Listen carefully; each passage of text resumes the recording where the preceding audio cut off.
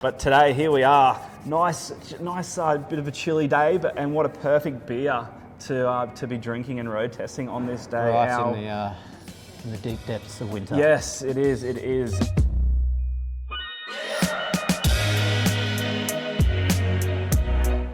Hi guys, and welcome to another episode of The Beer with the Brewer. And here he is himself, Matty. How are you today, buddy? Very well, mate. Very well. And might I say, it's good to have you back on the show. Yes. Very similar to Carl Stefanovic when he made his triumphant return to the Today Show. I snuck back in there. The viewers wanted it. Well, they got rid of you. But I didn't get a pay increase like Carl, I don't think. So,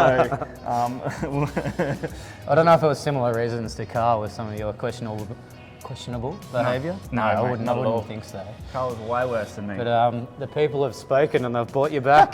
So welcome back, Thank you, mate. I feel the love. I've been here anchoring the show on my own. It has been a bit lonely. No, it's been all right. We've had some good guests. Yeah, no, it's been really, really good.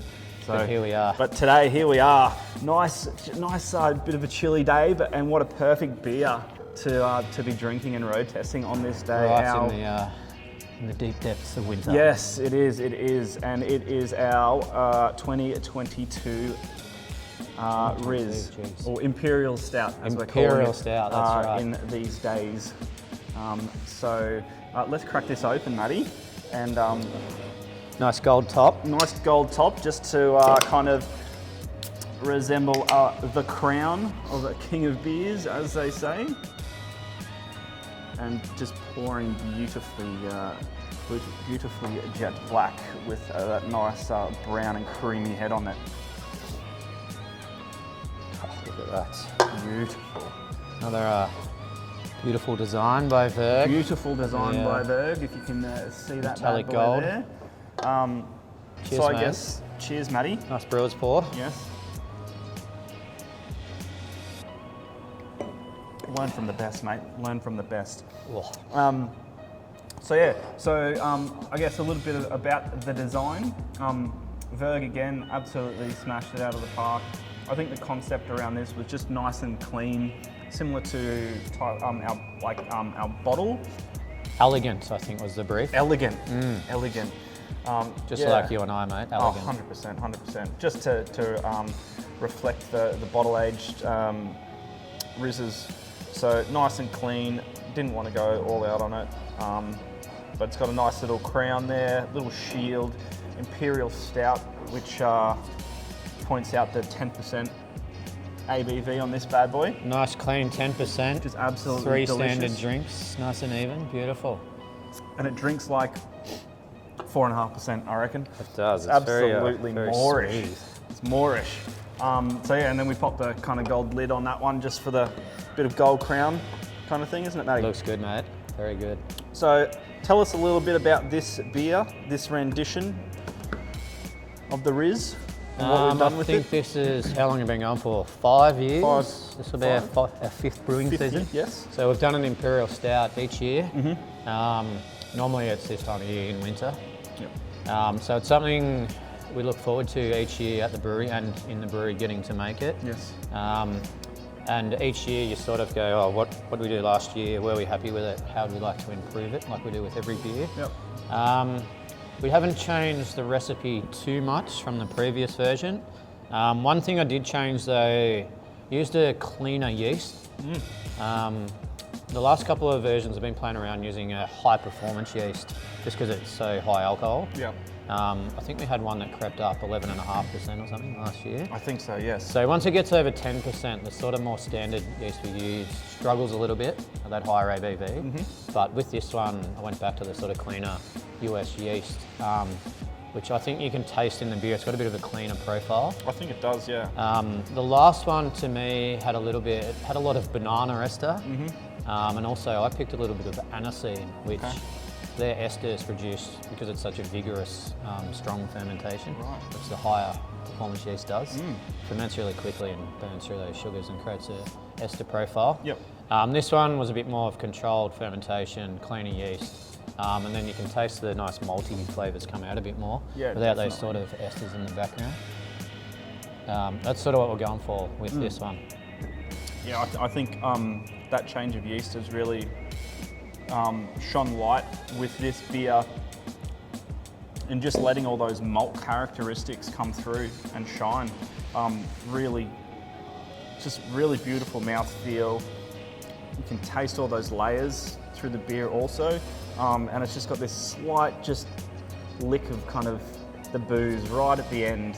It kind of dries out on the palate. You just want, like you said, you want to lick on the end. You don't want it to be overwhelming with ethanol coming off the aroma. No. That's not pleasant. You want the booze well hidden, but also at 10%, you also want to be able to feel the warmth, I guess. Oh yeah, definitely, Which definitely. I think that's sort of one of the nice things about drinking these big beers. Yeah, 100%. And yes, I love drinking. As you've probably road tested all the other Rizzes.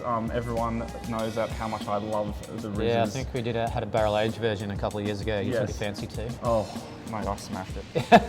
Couldn't get enough of it. Just with the complexity in that beer was just sensational. So, do we have any Riz at the moment in barrel, Matty? We do. We got a little project on the go. So, the recipe was exactly the same as this. I don't want to say too much. It's a bit of a surprise towards the end of the year. But we laid down a batch about Christmas time. Yep. Popped it into 5 barrels we got over from the States. From a distillery in Kentucky. Oh yeah. One of the bourbon distilleries over there. So first use bourbon barrels, so they still had a lot of flavour in the barrel. So they're sitting there doing their thing at the moment, and we'll be looking to punch them back into the tank and release them later in the year as a 1 year in bourbon barrel aged Imperial Stout. So it's basically this, it's been in a bourbon barrel for a year. Sounds delicious. So I think that one should be pretty nice. Sounds like my second favourite. So I've taken a couple of tiny little samples just to taste it, and it's coming along nice. Excellent. So that should be a good one. Excellent, excellent, excellent. Oh well, Matty, well thank you very much for getting me back on, and thank you very much for brewing this absolutely delicious beer. It's out in trade at the moment, so look at our Instagrams and things like that and find some stockists. This is a very limited release out there also, so get amongst it because it is absolutely perfect for this weather, around the fire on a Friday, Saturday night after a hard day's work, you know. Absolutely. So before we do finish up, there's just a couple of things, couple of exciting projects we've had in the works. Oh right, okay. That I thought I'd mention. About the end of May, when I was down in Victoria for the ARBAs, popped down to Blackman's Brewery down in Torquay. Yes, Ren down there. Ren, who I've known for a little while, and we put together a little beer. So that's going to land here, I think, Monday. By the time this goes to air, it should nearly be here. Yep, and so that's on tap? So that'll be on tap here at the venue and at Oxford Street. So we put together an Imperial Pacific Ale, paying homage to that beer. Now down south? Yeah, from down near Byron Bay somewhere. So that'll be good to see what that tastes like. Yes, nice. And then a couple of weeks ago, we were down in Adelaide. We did the return beer with Big Shed. I think we mentioned that a little while ago on one of the podcasts. When we did the NeoMex, But yeah, it was now time to go back down there and brew the return beer. So we put together a very hopsy IPA. So we used a lot of new age hop products in it. Okay. So a couple of different liquid hop products that have been sort of basically to get all the goodness out of the hops, all the lupulin, all the nice stuff you're after in hops. So I used it in the whirlpool, and then a different product goes into the fermenter as dry hop. So that's nearly ready as well. So we'll have some of that up here in a couple of weeks. So 2 pretty cool beers we'll have on tap at both venues to come and try over the next few weeks. And we'll also have the collaboration with Smidge.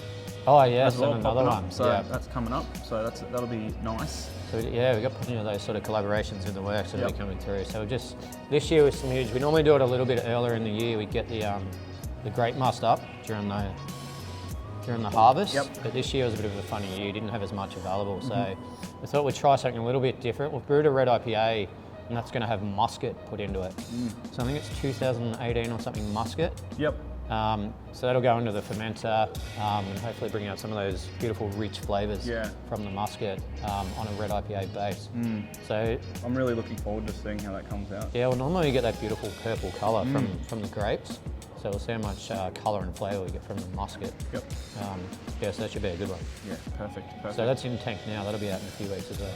Oh, so a lot of exciting beers coming out, so which is really, really lots good. happening. Been busy, Matty. Yeah, you wouldn't think so.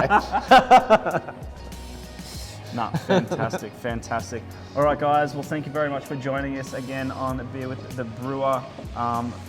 Matty, fantastic again, as always, brewing one of my favourite beers that you ever do. So enjoy, get out there, grab some, enjoy it with a friend, or just enjoy it all by yourself.